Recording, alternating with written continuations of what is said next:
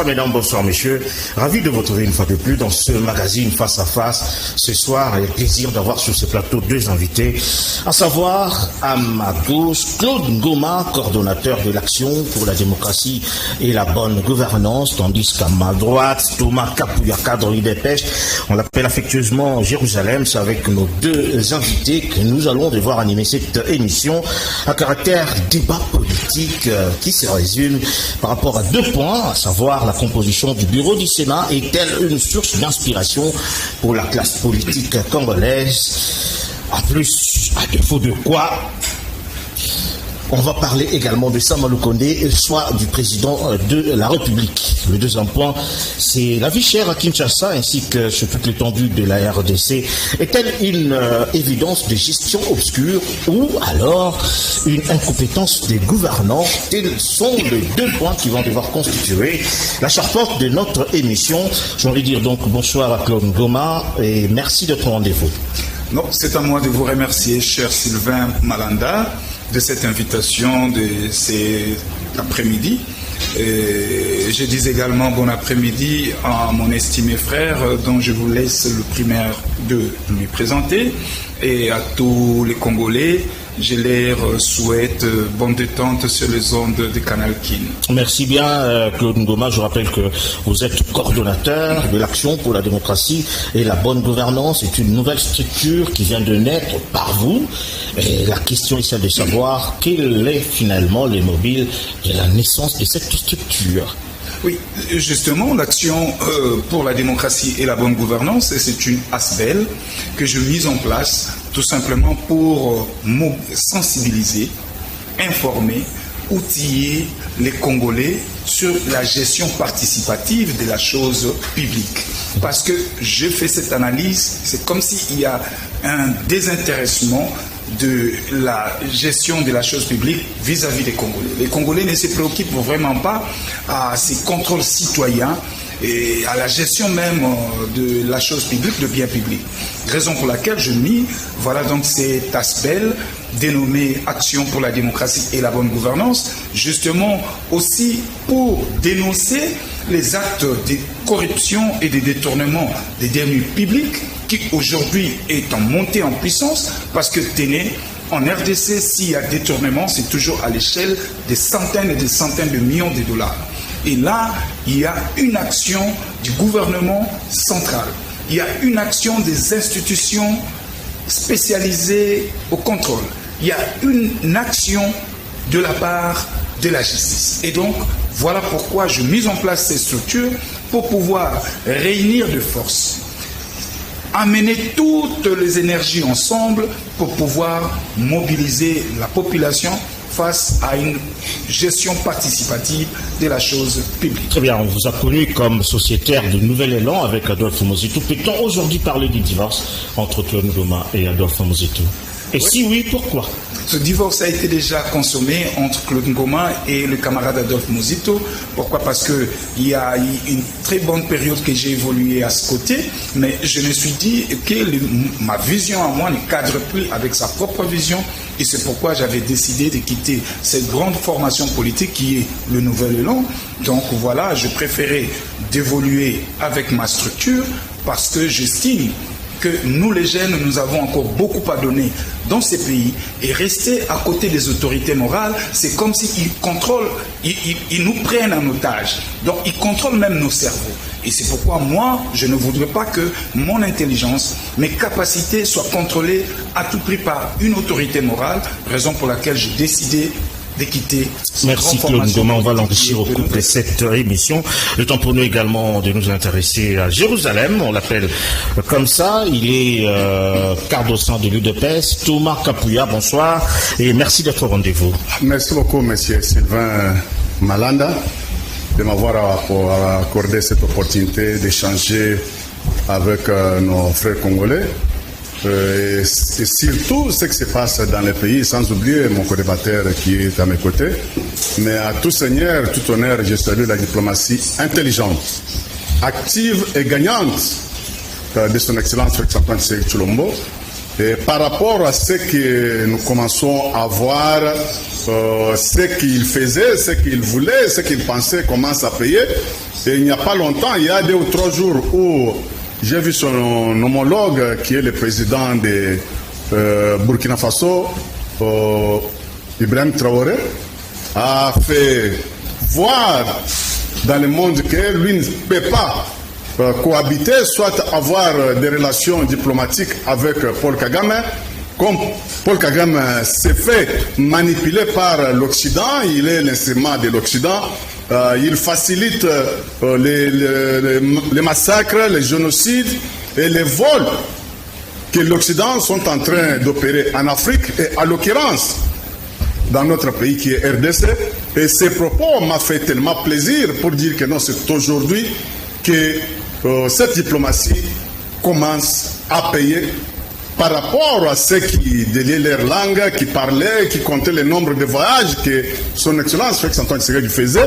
Et même la Belgique aussi, quand il a refusé d'accepter l'ambassadeur rwandais qui était ici, Vincent Karega, il a été refusé d'être reconnu par la Belgique. Et tout ça, ça nous fait plaisir pour dire que non, c'est la personne qu'il fallait à la place qu'il faut. Ouais, et je saute directement pour répondre à mon frère qui est là-bas quand il parle que non, il a les structures pour la bonne gestion et c'est aujourd'hui qu'il commence à prendre que non, il y a les termes millions, soit il y a des vols millions dans ces pays. Mais c'est l'actif de son Excellence Félix Antoine Tshisekedi Tshilombo. Parce qu'à l'époque de 22 ans de l'AFDEL, ce pays-ci a été pillé à tous les niveaux, les massacres, les génocides et ce qu'on sort. Personne n'osait ouvrir sa bouche pour dénoncer les vols à répétition, soit les crimes économiques qui se passaient dans ce pays-ci. Mais avec la bonne gestion, la liberté d'expression que l'IDPS a toujours prôné, que son Excellence Félix Antoine Tshisekedi Tshilombo a mené pour dire que le peuple d'abord, la liberté d'expression, et il est libre aujourd'hui de parler. Ça me fait rire. Très bien. Alors Claude, on va devoir répondre à votre question. Il est temps pour moi de vous poser une autre question, toujours en rapport avec l'UDPS. Il y a eu débordement de jeunes de l'UDPS, ça vous le savez, au site inviolable du Palais du Peuple. Est-ce qu'on peut dire aujourd'hui qu'il y a accalmie au sein de l'UDPS après, n'est-ce pas, la composition du bureau du Sénat? Je parle d'abord sur ce qui s'était passé au Palais du Peuple. Mais Palais du Peuple, quand on dit que Palais du Peuple, cette maison-là, cet héritage-là, c'est pour le peuple. Je ne vois pas pourquoi ça peut avoir des problèmes, soit dire que non, on a violé le Palais du Peuple, mais cette maison-là a été érigée pour le peuple. Toute personne qui a besoin d'utiliser même l'esplanade, même l'intérieur pour ses besoins privés, il peut toujours le faire. Moi, je ne vois pas pourquoi ça peut faire sécher les salives à propos de ce qui s'était passé au Palais du Peuple. Mais à propos sur les bureaux que tu viens de me dire, mais j'apprécie la sagesse et la vision de son Excellence Félix Antoine Tshisekedi Tshilombo pour son choix sur Jean Sama Lukonde. Et Jean Sama Lukonde, il est le premier ministre dans ce pays d'avoir osé de faire monter les bourses, soit le budget de 6 milliards qui a été laissé par macroéconomique avec Fumumpa, qui était le collaborateur de mon collaborateur, à 16 milliards. Mais c'est déjà quelque chose, c'est déjà une personne à qui a fait confiance. Très bien. On va continuer avec ces raisonnements. Le temps pour nous de repasser la parole à Claude Ngoma. Certes, tu vas peut-être répondre à la question par rapport à la dénonciation. Est-ce une mesure de bonne gouvernance, la dénonciation? Ou alors, on entame directement le premier point qui parle de la composition du bureau du Sénat. Est-ce, comme je l'ai dit, une source d'inspiration pour la classe politique congolaise? Telle est la question. Très bien. Mon cher Sylvain Malanda, tout à l'heure j'ai été sidéré d'entendre mon estimé frère dire que voilà, c'est la maison de tout le monde, c'est le palais du peuple, c'est pour le citoyen. Mais écoutez, ce palais du peuple loge des institutions majeures de notre pays. Et l'arrivée de l'IDPS au pouvoir, ces deux institutions ont été désacralisées. Il y a eu des casses. des latrines cassées, des vitres cassées. Et là, c'est l'expression barbare de l'IDPS. Est-ce que vous avez même, au sein de votre secrétariat général, avez-vous même émis un communiqué condamnant ces actes? Non, voilà. Voilà votre gestion. Et parlons, mon cher ami, de ces actes quand il venait de dire est-ce que les détournements ont commencé avec Félix Tshisekedi, mais aujourd'hui nous dénonçons. Mais mon frère ami, ici il ne s'agit pas d'avoir les détournements commencés seulement lors de la gouvernance de Félix Tshisekedi au pouvoir, non. Tenez mon cher Sylvain, les détournements, la corruption, l'injustice sociale datent depuis 1989. Et depuis 1979. C'est de là où tout est gâché. Dans ce deuxième régime, finalement, vous voulez parler. Deuxième régime. Oui. Vous voyez, tout part de là. Mais l'action politique, quand vous succédez, quand vous tenez le mandat du pouvoir, c'est de corriger les erreurs de ses prédécesseurs. Mais quand vous continuez sur la même lancée, est-ce qu'il faudrait-il se limiter à des dénonciations? Moi, Claude Ngoma, j'ai dit non. Mon cher ami, dans une saine et bonne dynamique de gestion, la transparence oblige. Raison pour laquelle je mets ces structures en place. L'action pour la démocratie et la bonne gouvernance. Au-delà des actes de dénonciation, nous devons sensibiliser la population. La presse doit informer. Ce genre de débat, nous devons soutenir ça. Comment comprendre? Des journalistes dont l'exercice de leurs fonctions sont jetés en prison. Alors que les auteurs de crimes de sang et des détourneurs de milliers et des milliers de dollars circulent dans la ville. Comment vous pouvez m'expliquer cela? Et donc je note, c'est votre faiblesse de ces gouvernements. Parlons du Sénat. La composition actuelle, non seulement du bureau du Sénat, mais de l'ensemble des sénateurs. Moi, Claude Ngoma, ça ne m'inspire pas confiance. Aujourd'hui, cette chambre, hier, elle était la plus haute, une chambre prestigieuse, mais aujourd'hui c'est une chambre désacralisée. Dites-moi, un sénateur de 22 ans, quelle sagesse il a? Je vais comparer, je vais aller par une analyse comparative. Je prends le Sénat du papa Kenny. Voyez les castings, voyez les débats à la hauteur de la nation. Prenez le Sénat de Félix Tshisekedi. Vous sentez le clientélisme. Vous ne sentez même pas. Cette sagesse devait être abritée dans cette chambre. Mais Claude, moi je te coupe pas la parole, je te relance. Est-ce déjà la relève qui se fait, n'est-ce pas, par le ragissement de la classe politique au niveau du Sénat? Comme tu as évoqué tout à l'heure, on a des sénateurs de 22 ans, et on a un président d'à peine 40 ans, ou justement 50 ans. Est-ce que c'est déjà dans le cadre de la relève du pouvoir, n'est-ce pas, les anciens qui passent le pouvoir au nouveau? Non, je ne pense pas qu'il s'agit d'une relève. Mais là, il s'agit d'une carte clientélisme qui a été définie, mise en jeu par l'union dite sacrée, ces regroupements du président de la République comme autorité de référence. Tenez, voyez comment l'argent a circulé. Qui peut m'expliquer sur ces plateaux comment la dame Bemba a échoué s'il n'y a pas l'argent qui est circulé?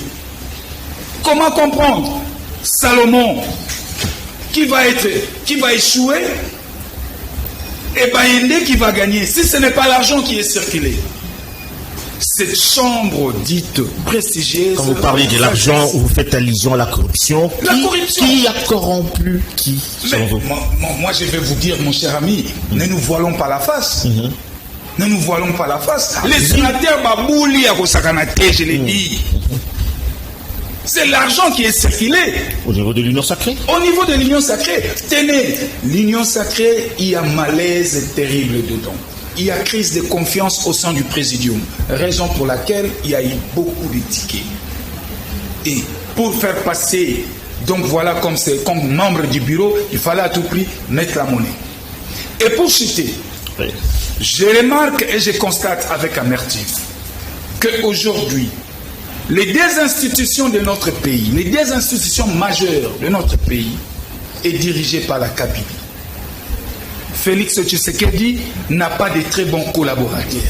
Raison pour laquelle il sous-traite sa gouvernance en prenant la Kabylie, en le mettant dans son système.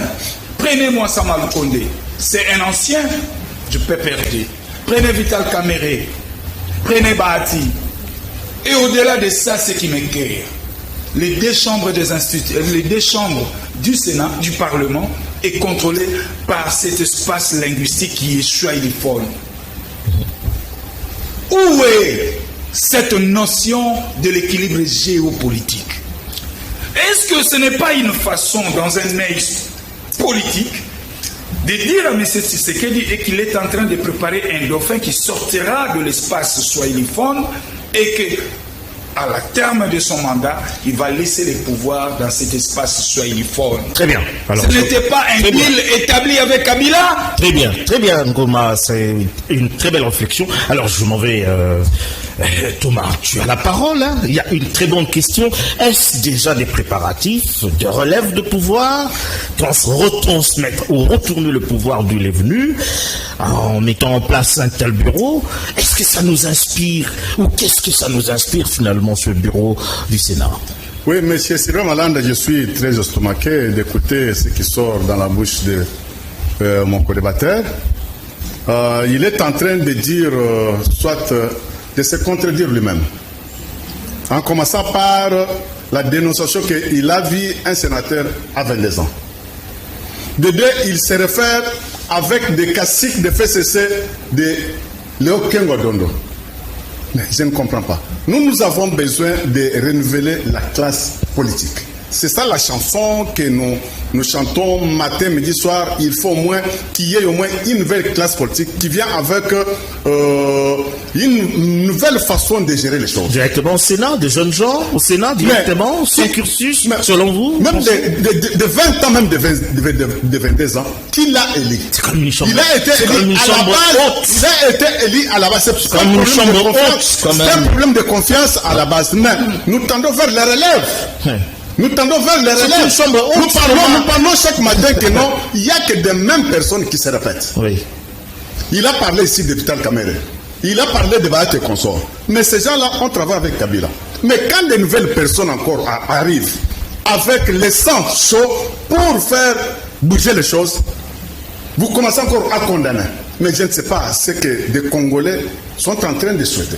Ils souffrent les chaud et les froid, soit et vous refusez la même chose et le contraire. Mais c'est là où je me demande. Vous refusez la chose, soit vous aimez la chose et le contraire. Vous voulez le renouvellement des classes politiques. La nouvelle classe politique arrive pour faire des remises et reprises avec l'ancienne classe politique. Vous dénoncez que ce sont des jeunes. Mais je ne sais pas, qu'est-ce que vous voulez? Joseph Kabila a accédé au pouvoir, troisième à 29 ans. Oui. Il était même célibataire. Il y a eu quel résultat pour ça? 29 ans. Est-ce qu'il peut nous dire comment est-ce qu'un homme de 29 ans a géré le pays, continent comme RDC? Et bien, il pouvait critiquer par là. Mais comme il était leur membre, parce que quand on voit aujourd'hui Mouzito, il est le fruit de la FDL. Il était le vrai collaborateur avec Palou. Avec Mouzito, il était collaborateur de AFDEL. Quand on parle ici les accords de 2009 que Romo Tshibanda était allé hypothéquer notre pays, c'était sur l'impulsion de Mouzito. Mais quand il vient avec des leçons pour commencer à dire que non, il y a des cacophonies, il y a des corruptions ainsi qu'on sort. Mais quand on parle aujourd'hui de l'insécurité qui bat un record à Bandundu. Mais c'était à l'époque de Mouzito. Mouzito avait déplacé ici pour aller voir des personnes qu'on disait que c'était des éleveurs. C'était des éleveurs. Mouzito est descendu lui-même sur le terrain. Quelques jours après, son patron, Joseph Kabila, il est aussi descendu parce qu'il y a des images. Mais qu'est-ce qu'il avait fait? Qu'est-ce qu'il avait dénoncé? Aujourd'hui, il y a des sangs qui coulent. L'insécurité est à la hausse à Bandundu. Avec les tribus, soi-disant, ils ont créé des cacophonies pour créer quelques confusions entre Bayaka et Teke. Mais Mouzito, il est le produit de cette histoire-là. Il n'est plus de Mouzito. Non, mais il était à l'époque, il était avec Mouzito. Mais il doit apprendre cet actif-là. On va aussi le mettre dans la même assiette. Raccordement frauduleux. Tout à fait. Donc, merci beaucoup. On continue parce qu'il y a une question que je vous ai posée par rapport à la relève, oui. La relève du pouvoir. C'est-à-dire, on prépare déjà le lit de l'ancien régime pour retourner aux affaires. Non, je ne pense pas que c'est comme ça. Oui. Son Excellence Félix Antoine Tshisekedi Tshilombo, quand il avait accédé au pouvoir, oui. D'abord, il était bité à un grand problème qu'on disait que coalition. Il n'avait pas de majorité. Il acceptait de travailler avec la majorité parlementaire de FCC. Et tout le monde était témoin de tout ce qu'il y avait comme croc en jambe. Un ministre nommé, il refusait d'obtempérer l'ordre de l'ordonnance présidentielle. Mais il y avait plusieurs cacophonies. Et jusqu'au moment où il a pris la décision de se séparer avec FCC. C'est de l'histoire, Thomas. Est-ce que l'élection de Sama Lukonde n'est-elle pas les préparatifs du retour aux affaires de l'espace swahilophone incarné par Joseph Kabila? C'est ça la question. Quand vous parlez de swahilophone, oui. Au moins parlez-moi. On n'est pas tribaliste. Non. C'est dans le cadre de la géopolitique. Je préfère qu'on me parle que Sama Lukonde, c'est un Rwandais, ou bien il est Tanzanien, ou bien il est Burundais.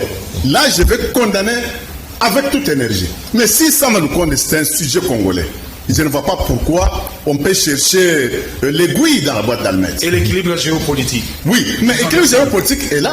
C'est pour cela que tu as dit que l'IDPS avait son candidat qui était Idriss. Ce qui est curieux quand même, l'IDPS avait son candidat, oui. Le chef est bypassé finalement. Moi, il a bypassé la candidature. Je suis d'accord à 1000% pour voir comment le chef a balayé les candidatures de l'IDPS. Pour quelle raison? Nous avons Vital Kamerhe qui anime la chambre basse, il est de l'Est. Et la chambre haute? Et Bahati Lukwebo, candidat deuxième vice-président de la chambre haute. Et on vient encore nous prendre dans l'IDPS Idriss Mangala de l'Est. Afani, de l'Est, sans tenir compte des clivages linguistiques. Mais Sama Lukonde est également de l'Est. Non, Sud-Est, bien sûr. C'est l'espace swahiliphone, mais nous avons au moins 2 angles swahiliphones. Kisangani, on parle swahili, mais Kisangani est attaché à l'Équateur. Ça, c'est une vérité que je suis en train de vous dire. Kisangani est attaché à l'Équateur. Nous avons au moins 4 provinces qui sont plus de l'Est. Nord, Sud, Est, Ouest. Je vous en prie, Sama Lukonde, je vous en prie. Je vous en prie. Non, on te relance. Sama Lukonde était avec Katumbi et avec Joseph Kabila. Est-ce que vous ne pensez pas que la liaison est déjà établie entre Sama Lukonde et Joseph Kabila? Oui. Mais alors? C'est là où moi je ne condamne pas, mais je dénonce la faiblesse des bureaux stratégiques de l'IDPS. Qu'est-ce qui a milité finalement à cette décision, que le chef de l'État prenne cette décision ferme de mettre Sama Lukonde, selon vous? Non, selon moi, parce que d'abord, l'IDPS n'avait pas un candidat valable. Qui devrait soit proposer au président, soit aux membres des bureaux de la Chambre. Mais vous aviez proposé déjà Idriss, finalement, Thomas. Mais Idriss a été créé à la dernière minute. Sans tenir compte des clivages, comme je devrais dire, clivages linguistiques. S'il y avait au moins, il y avait encore un autre candidat, Bokesh de l'Équateur, soit il y avait au moins quelqu'un du centre qui était au moins un candidat responsable dans le cas de l'IDPS, ça pouvait faire les Roger Tshisekedi, par exemple. Par exemple, il était aussi cité, mais par manque de management de l'IDPS, et on a tout raté. C'est qu'il y avait malaise finalement au sein de l'IDPS pour il y a des malaises. Bureau. Non, si quelqu'un dit que non, il n'y a pas de malaise dans l'IDPS, ça sont des mensonges. Au sein de l'IDPS, il y a des malaises. Qu'est-ce que ce bureau nous inspire, selon vous, avant que je ne passe la parole? Non, quand j'ai vu Sama, c'est quelqu'un qui est très calme, il n'est pas conflictuel. Et c'est un jeune gens là qui amène aussi un bon vent dans la politique. Je suis très content avec Sama et je suis en train de voir ce bureau-là. Ça sera un bureau qui va nous donner un très bon travail parce qu'il y a aussi un doyen, un expert ou bien quelqu'un qui a une très grande vision qui est Bahati Lukwebo. Il a l'expérience et je vois Topin Kabongo qui est aussi là et je suis en train de voir que il y aura beaucoup de choses qui vont s'améliorer. Enfin, selon vous, c'est ta vision, Claude Ngoma. Tu n'es plus de l'Est, ni de l'Est, tu es au centre, avec ta structure, comme tu l'as dit. Est-ce que tu entrevois une lumière, finalement, au travers de ce Sénat qui, aujourd'hui, est incarné par Sama Lukonde? Mais écoutez d'abord, ici, la grande question qu'il faut se poser, le Sénat apporte quoi à la nation? C'est une très bonne question. C'est une question éminemment importante que l'on doit s'imposer, que l'on doit opposer. Oui. Voyez-vous? Oui. Parce que cette chambre tenue, c'est une chambre budgétivore. Le Sénat, les sénateurs vivent dans une opulence 3 fois 4 fois plus qu'un député. Alors que c'est une chambre qui ne fait que la lecture au second degré. Et si cette chambre vote un projet de loi, ou une loi, je veux dire, en termes contraires avec l'Assemblée nationale, eh bien c'est l'Assemblée nationale qui prime. Et pourquoi maintenir une telle chambre? Raison pour laquelle je suis partisan de la suppression de cette chambre. Le profil de Sama Lukonde comme président du Sénat, mais écoutez, un président du Sénat, un président du Parlement, ce n'est qu'un modérateur. Ce n'est qu'un modérateur. Il n'a pas un grand travail à faire, si ce n'est que conduire des débats et signer les rapports qui sortent de commissions. Voilà. Non, j'ai aimé quand tu parlais du Sénat, c'est-à-dire la deuxième lecture, mais on a comme l'impression qu'il y a des choses qui nous échappent. Certes, c'est une grande institution du pays, même partout ailleurs, dans toutes les démocraties, il y a le Sénat. Mais on a comme l'impression que le Sénat congolais pose problème dans la seconde lecture. Il s'attache, n'est-ce pas, à la grammaire ou à la phraséologie, voilà. Mais la seconde lecture suppose je ne dirais même pas un sanctuaire de réflexion et de raisonnement. Peut-être c'est ça qui nous bloque et qui semble vilipender cette institution. Moi, je ne vois pas ça sur cet angle. Parce que même si ce Sénat faisait une lecture à pointu, mais il sera ballotté à l'Assemblée nationale. C'est toujours l'Assemblée nationale qui va primer. Parce que toi, même si tu prônes la suppression finalement de cette institution. Il faut supprimer c'est important pour la démocratie quand même. Non, mais écoutez, cette chambre, moi, c'est inutile pour la République. C'est inutile pour la République. Dans le contexte actuel? Même dans les contextes actuels, ça n'a rien servi. Si ce n'est qu'à attendre que le président de la République soit déclaré inapte et que voilà par conséquent le président du Sénat le remplace. Au-delà de ça, je ne vois rien. Je ne vois rien. Allons dans le fond. Vous prenez un projet de loi qui a été examiné au niveau de l'Assemblée nationale, on le soumet au Sénat pour une seconde lecture. C'est vrai, même s'il y a un débat à tel point que la démocratie atteint son plus haut niveau. Parce que le Sénat, c'est la lumière d'un peuple, le Sénat. Parce que... Même si le Sénat formulait des recommandations à l'Assemblée nationale, l'Assemblée nationale appréciera toutes ces observations et recommandations. Qu'il plaise à l'Assemblée nationale ou pas, de prendre en compte ou pas toutes ces recommandations, observations. Voilà pourquoi moi, Claude Ngoma, je m'inscris à la suppression de cette Sénat. Donc, demain, Claude Ngoma, président de la République, le premier acte à poser majeur, c'est la suppression de ces chambres. La suppression du Sénat, vous allez dire le pourquoi, mais c'est également le gouvernement provincial qu'il faut supprimer. C'est également toutes ces fonctions, finalement. Voilà, il y a eu ce que moi j'appelle la précipitation. On donne raison la décentralisation. La décentralisation a été mal négociée, a été mal étudiée. Et nous avons connu une décentralisation en RDC pour des fins politiques. Pour des fins politiques. Je prends le Sénat. Rien que pour le fonctionnement du bureau provisoire, 3 millions de dollars. C'est une somme faramineuse. Rien qu'un bureau qui n'a que 2 ou 3 mois de fonctionnement, 3 millions de dollars. En raison d'1 million le mois. Est-ce que les 3 millions ne peuvent pas suffire pour nous faire une route de 3 km? Voilà pourquoi supprimer le Sénat et prendre le budget du Sénat, l'ajouter sur les dépenses de l'État. Donc ça demande de grandes réformes, c'est pas la refondation de l'État. Voilà. Le chef de l'État a raison de parler de la révision de la Constitution, par exemple. Mais non, le chef a raison, mais il n'a pas forcément raison. Alors, pourquoi je dis? Le chef, c'est un politique. Et pourquoi seulement préconiser cette réforme institutionnelle qui doit passer par la Constitution en son dernier mandat? Qu'est-ce qui avait empêché au chef, dès que son entrée au pouvoir, et puis voilà, il nous balance cette histoire?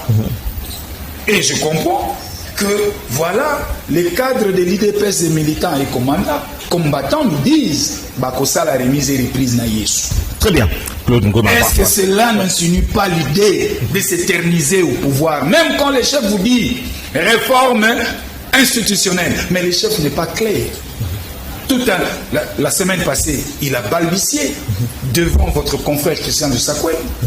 Quant à cette question de réforme institutionnelle, Christian Lusakwen nous a posé une question. Monsieur le Président, les réformes institutionnelles, oui. Mais quelles sont les matières qui vont faire l'objet de toutes ces réformes? Voilà, le président est allé dans tous les sens. Et c'est pour dire que là, ce n'était pas un président qui parlait en fonction. C'était un politique qui veut s'éterniser au pouvoir. Parce que sachant bien que le premier mandat et le deuxième mandat étaient voués à l'échec. Très bien, Claude Ngoma. Alors, finalement, certes, vous avez dit...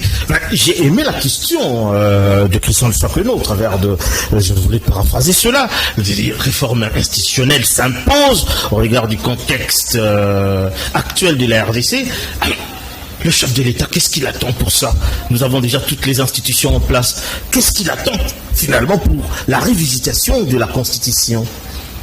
Merci beaucoup, M. Malanda. Ce n'est pas le chef de l'État qui va révisiter la Constitution. C'est un travail des députés. Et lui a fait seulement voir comment le pays fonctionne et comment son prédécesseur avait laissé le pays dans les gouffres. Mais j'accepte, ça me fait plaisir quand mon co-débatteur parle, parce qu'en même temps, il parle mieux, en même temps, il se contredit. Et pour quelle raison? Quand on parle sur les réformes constitutionnelles, je peux te faire lire un article, soit c'est 35, si je ne me trompe pas, là où on parle sur les enseignements. La gratuité des droits à l'initiative privée. Non. C'était l'article 45, si je ne me trompe pas.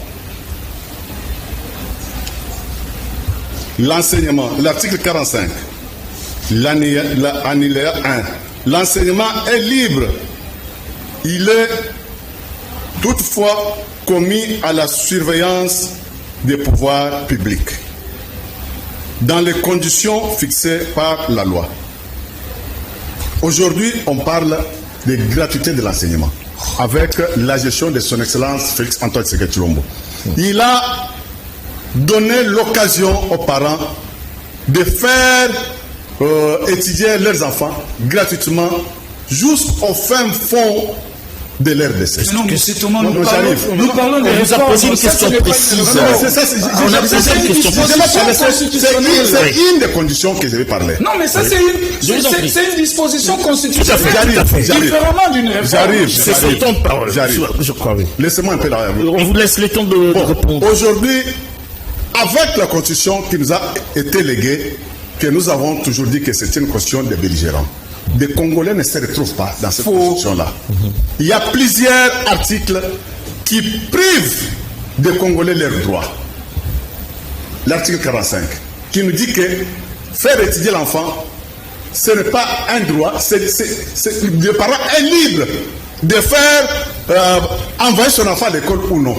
Mais aussi longtemps que dans un pays où on prône les changements, comme on dit, les changements radicaux, la vision soit que les enfants soient intellectuels, que les enfants savent lire et écrire, l'obligation doit être pour faire enseigner les enfants. Il y a plusieurs articles ici. Voilà, ce n'est que l'application d'un article de la Constitution. Mais la question tarde sur la révisitation constitutionnelle. On regarde si c'est passé. Oui. Quand il parle qu'il faut désactiver la Chambre haute, le Sénat, ça devient une institution budgétivore. Mais je suis d'accord. Ce n'est pas le chef de l'État chez lui, soit dans son bureau, il signe l'ordonnance pour désactiver. Mais il a le droit de faire des propositions de loi. Mais c'est là où je suis en train de dire que tout passe par des lois, soit par la Chambre basse, soit par l'Assemblée nationale, que ce sont des lois qui doivent être votées. Et quand on veut que cette constitution soit mise à côté, que les Congolais lui-même puissent se donner sa constitution, et je souhaite qu'il y ait une ONG qui prône des bons, soit les changements, soit de la bonne gestion, oui. mais ils peuvent faire passer des pétitions pour que ces motions-là puissent aussi arriver parmi les pour que la chambre haute, ce qu'on est en train de parler, soit désactivée pour la bonne gestion de ces pays. C'est parce que ça ne produit absolument rien, comme il est en train de dire. Mais pour que cela arrive, mais il faut toucher la Constitution. Oui, mais je suis d'accord avec vous. Il faut toucher la Constitution. Il faut toucher la Constitution. Mais maintenant, quand son excellence Félix-Antoine Tshisekedi Tshilombo, avec sa vision, soit il a d'autres choses qu'il ne pouvait pas dire bien avant. Sinon, ça allait réveiller les chiens qui dorment. Ah bon? Oui. Donc, ce sont des calibres qui ce sont des calibres de AK-45, soit des armes sophistiquées. qui vont sortir à la dernière minute. Avant la chute du pouvoir. Non, d'ici là. Et tu n'oublies pas aussi, j'avais suivi Marine Le Pen avec Bardella. Qu'est-ce qu'elle disait? Que non, quand nous serons dans la gestion des restes publics en France, nous allons faire changer des lois. Une personne qui vient, qu'on ne connaît pas son origine, ne peut pas gérer des responsabilités régaliennes en France. Oui. Mais ici aussi, on parle de ça matin, midi, soir. Si la loi des tates et des mamans, et on ne peut pas oublier que dans cette constitution qu'on va avoir demain après-demain, il y a plusieurs réformes, plusieurs lois, plusieurs choses que nous attendons qui va faire changer notre pays. Ça, c'est l'idée de Très bien. Bon, Claude Ngoma, on doit changer de sujet. À moins que tu aies quelque chose d'autre à dire avant qu'on chute par rapport à la vie chère en République démocratique du Congo, particulièrement à Kinshasa. On envisage la baisse des prix des denrées alimentaires par ce gouvernement. Est-ce que nous savons tenir les taureaux par les cornes? Est-ce que le gouvernement sera à mesure? D'autant plus que nous avons une économie extravertie. Est-ce que tu penses que nous saurons aujourd'hui satisfaire le panier de la ménagère avec ce gouvernement en place? Vite, je vais faire l'économie de mes minutes. Je prends 30 secondes pour rencontrer mon estimé frère. Bien sûr. Mon cher ami, pas révision, changement. Je vous en prie. Changement ou révision de la Non. Je vous en prie. Les matières qui doivent faire objet de ces réformes doivent être élucidées bien avant. Et sachez bien qu'il y a des dispositions intangibles. Moi, je suis d'accord qu'on modifie la Constitution, mais en condition de respecter les dispositions intangibles. Mais ce sont ces dispositions qui dérangent. Moi, je dis que changement, pas modification. Changement de la Constitution. Mais il y a une différence entre changement de la Constitution et justement. Il y a une nuance. Mais si vous soutenez le changement de la Constitution pour que Tshisekedi revienne, c'est une erreur. C'est une erreur. La République démocratique du Congo, si vous parcourez l'histoire constitutionnelle de notre pays, nous n'avons jamais connu une constitution définitive. Même en 60, nous avons eu l'indépendance avec la loi fondamentale. Mobutu va faire un coup de force plutôt. Voilà, il va générer une constitution qui ne sera pas élaborée par une chambre constituante. Alors que le droit international reconnaît le pouvoir d'élaboration d'une constitution rien que par une chambre que nous appelons constituante. C'est-à-dire les députés qui vont élaborer la constitution eux-mêmes doivent descendre et faire campagne de cette constitution, chose qui n'a jamais été faite jusqu'au jour d'aujourd'hui. Très bien, on reprend la question alors par rapport à la vie chère en RDC et des mesures qui sont préconisées pour la baisse des prix des denrées alimentaires. Est-ce que le gouvernement est en mesure de le faire finalement? Vous savez, monsieur le président Tshisekedi, c'est un mauvais coach. Ah bon? C'est un mauvais coach qui choisit mal le pion et quand il se place sur le terrain, il n'y a pas de résultat probant. J'ai tenu. Madame Judith Souminois, aujourd'hui, 2 mois et 3 semaines. Aucun signe pouvant donner l'espoir aux Congolais. Tous les indicateurs sont dans le rouge. Rien ne va. Et j'ai été encore sidéré de voir monsieur le professeur, ministre de l'économie, son nom encore, Nkoko Samba, lors de la réunion Troïka, ils ont restitué que voilà, il y a des mesures courageuses que le gouvernement a pris justement pour la baisse de prix. Mais moi, je dis non. La question sociale doit faire débat au sein du Conseil des ministres. J'ai toujours suggéré à Monsieur le Président de la République, depuis le premier mandat, de nous définir en place une très bonne politique liée au subventionnement de tous les produits de première nécessité. Et de mettre en place un cadre permanent de change entre les importateurs et les gouvernements. C'est comme faisait l'Angola à l'époque, ils subventionnaient finalement. Alors posons-nous la question. De la ménagère. Alors posons-nous la question. Toutes les mesures prises par le ministre de l'économie ont fait l'objet d'une discussion entre les importateurs et les gouvernements congolais? Non. Nous, conséquence, ça sera de l'imposition, oui. On va imposer finalement des prix et ça va capoter par rapport au registre de commerce. Ça, il faut le dire, parce que l'État n'a pas le monopole. Ça, c'est bien réfléchi. Et donc, voilà pourquoi nous avons un gouvernement qui tâtonne. Un gouvernement qui tâtonne. Pour baisser les prix, il faut définir une bonne politique de subventionnement. Douane, par exemple, à 50%. Exonéré. Mais écoutez, moi, l'État congolais, c'est moi qui va fixer la grille de prix. Je baisse la douane à 50%, 60%, mais je garde maintenant le monopole. Mais pourquoi on ne baisse pas cette douane? C'est la douane la plus chère de l'Afrique. C'est ça le problème. Pourquoi on ne la baisse pas finalement? Est-ce que vous pouvez comprendre qu'une plaquette de l'aspirine vous coûte 1000 francs aujourd'hui? Est-ce qu'on peut expliquer cela? C'est inconcevable. Alors qu'il y a des sommes d'argent qui sont détournées le longueur de la journée. Mais le gouvernement nous prend des mesures. J'étais lu en passant 260 millions de dollars américains pour RAM, Tilégelou 13 millions, Lampadaire 13 millions, Forage 398 millions, construction de nouvelles villes 8 millions. Bon, bref, c'est des milliards de dollars. C'est des milliards de dollars volatilisés. Vous pouvez servir quand même, il faut le dire. Moi, je demande à M. Moukoko Samba, il n'est pas encore tard de faire bien les choses. Monsieur le ministre, mettez-nous en place un cadre d'échange et permanent avec les importateurs et les gouvernements. Très bien. Et dans les cas échéants, dans les cadres de l'échange au niveau du Conseil des ministres, veillez un peu définir, discuter pour avoir une très bonne politique. Une très bonne politique économique de la RDC. On a comme l'impression que ça n'existe pas finalement, cette politique économique. On n'en parle pas. Thomas Kapouya, on n'en parle pas, la politique économique de la RDC. Non, on n'en parle pas. Mais la vie est trop chère aujourd'hui. Parce que j'ai vu le ministre des Finances a l'idée de faire les réformes sur les finances publiques. Et c'est déjà un pas pour créer l'ambiance sur la bonne gestion sur terrain, soit si les prix de première nécessité sur terrain. Et quand il parle ce qu'il est en train de dire, mais je suis d'accord, il reconnaît que nous vivons dans un climat extraverti, notre économie est extravertie. C'est très bien.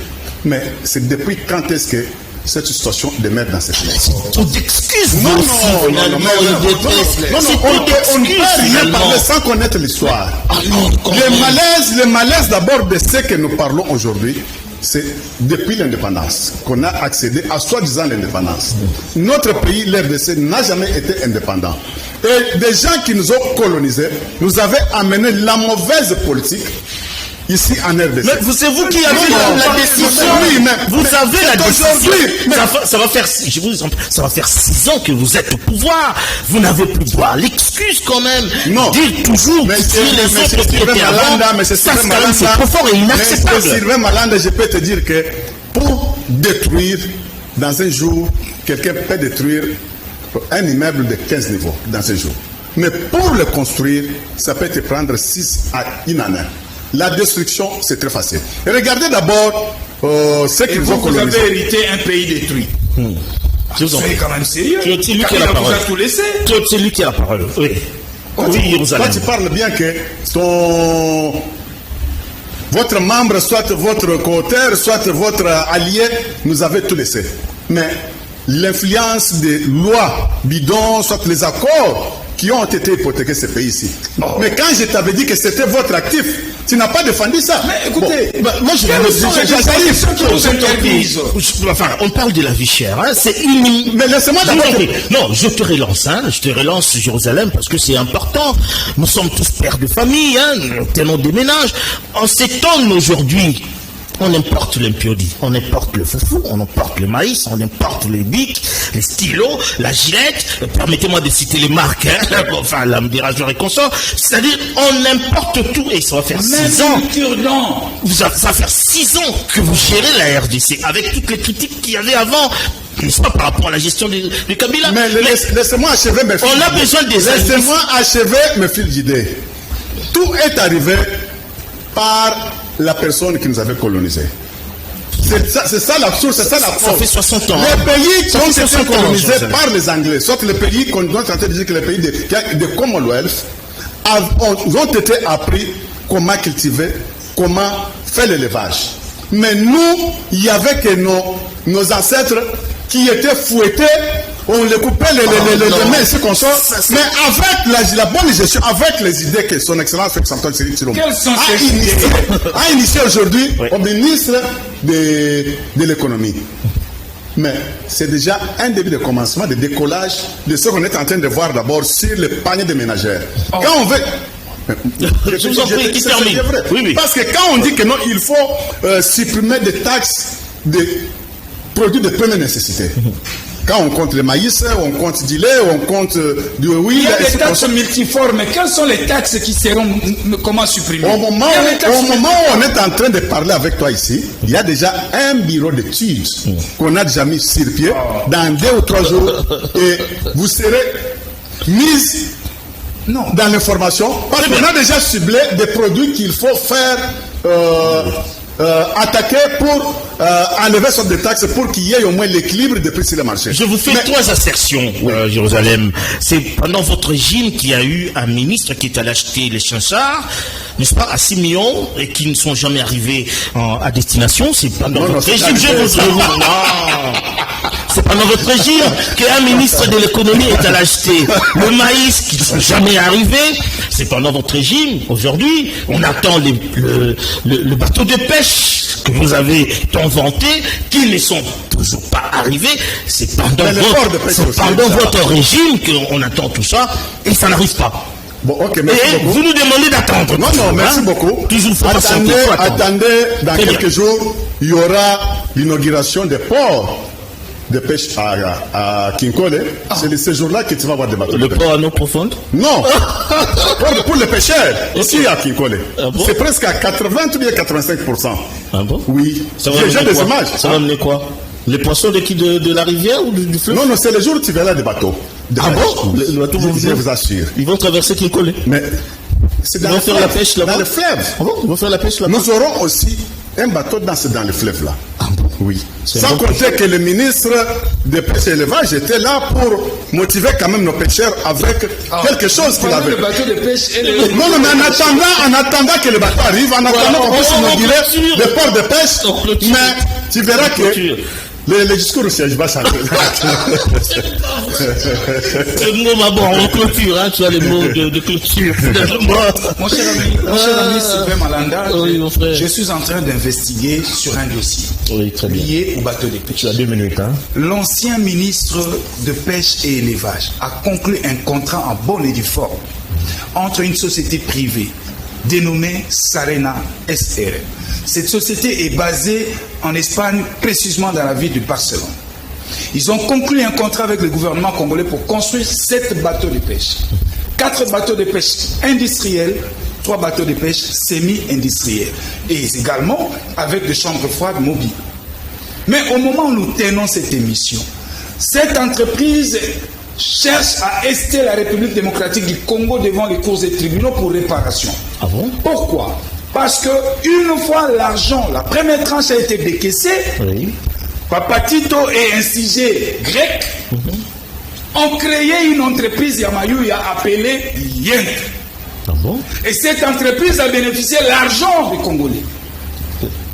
Alors que le terme du contrat, c'est de livrer les bateaux une fois le premier lot terminé. On devait déjà nous livrer les bateaux. En ce moment ici, il y a 3 bateaux semi-industriels, non, industriels, un bateau industriel qui sont prêts à être livrés. Mais l'argent a été détourné. Tiens. Je suis en train de... C'est un vrai dossier finalement, oui, l'acquisition je suis en train de d'investiguer. Oui. Raison pour laquelle j'ai mis cette structure en place pour investiguer sur tous les dossiers. Et donc, je suis sidéré. Ah, tu me donnes raison qu'il y aurait des bateaux les jours de l'immigration. La République sera restée pour réparation et dommages. Fais tes investigations, je te donne raison. Fais tes investigations. Comme ça, toi aussi, tu auras le... Ça va. Ami, je vous dis, la vie chère, la cherté de la vie en RDC doit nous interpeller tous. Ouais. C'est inconcevable. Le matin, vous vous réveillez, vous envoyez l'enfant au coin de l'avenue acheter le beignet et que l'enfant vous revient pour vous dire, écoutez, papa, Mikata a 100 francs et ça passe. Comment on peut expliquer cela? Et ça coûterait quoi à ces régimes? Au lieu de nous mettre en place une faible politique liée aux suppressions de quelques taxes, encore que je ne sais pas lesquelles taxes qui seront supprimées, mais toucher directement la douane, subventionner. On a assez d'argent. Subventionner même les agriculteurs. Oui. Pourquoi pas? Aujourd'hui, je demande au ministre de l'Éducation nationale. Les écoles privées, écoles oui, tu vas chuter parce qu'on doit terminer. Pourquoi ne pas que le ministre de l'Éducation nationale puisse mettre en place un cadre de concertation d'échange avec les tenanciers des écoles privées? Comment un élève qui est en primaire dans une école privée qui vous paye à la hauteur de $700 alors que l'université est moins? Très bien. Voilà. Tout ça, c'est les régimes. On vous donne la matière, mon cher. Tu as une minute. Comme ça, on clôture merci l'émission. beaucoup. Tu vas donner la matière. Je parle aussi de l'enseignement que tu viens de dire. Oui. Mais tu n'as pas parlé comment les écoles catholiques étaient plus chères avant que ce qui se passe aujourd'hui. Non. Mais c'est là. Mais si tu peux parler ça, il faut être clair. Il ne faut pas avoir le pied dedans, le pied dedans, soit pas de mesures.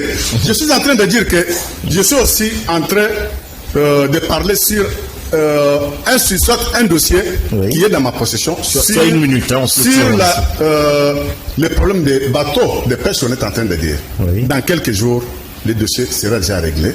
Et nous aurons ces bateaux-là les jours, dans quelques jours. Et la présidence de la République a été saisie par cette entreprise. Très bien. Merci beaucoup. Si je savais qu'on allait passer, j'allais vous amener le coup. Pour citer, je suis en train de lui dire que avec les mesures que le gouvernement avait prises à travers le ministre de l'économie Mkoko Samba, il y a déjà des commissions. Ils sont en train de voir et de cibler quels sont des points qu'il faut attaquer pour atteindre à maximiser, soit à mettre en application. Ils appellent les importateurs. Très bien, Claude. C'est lui qui clôture l'émission, Claude. Oui. Mais quand il parle de 30 secondes, hein, quand il parle de l'opposition, mais quelque part il faut s'imposer parce que notre économie est gérée par des expatriés. Ce sont eux qui nous font des chantages. Ils peuvent faire monter de l'art à n'importe quel moment. Et au cas contraire, il faut aussi s'imposer comme Poutine le fait chez lui. Dans des grands pays là où il y a des Félix n'a pas ce leadership. Mais pourquoi il ne doit pas s'imposer? C'est lui le chef de l'État. Voilà, on a fini entre Claude Ngoma, coordonnateur de l'Action pour la démocratie et la bonne gouvernance, et Jérusalem, Thomas Kapouya, cadre de l'UDPS. Merci à vous de nous avoir suivis. On espère bien que toutes ces mesures prises par le gouvernement vont tempérer les ardeurs et permettre à ce que le panier de la ménagère quand même jubile. Bonsoir et merci à tout le monde, surtout à l'équipe technique qui a été pilotée par Freddy Takidi, Kouparbola, Rodi, Lou Adio. On espère bien se revoir prochainement. Dispo. Merci beaucoup. Voilà, rendez-vous au prix le vendredi à 22h et à la prochaine.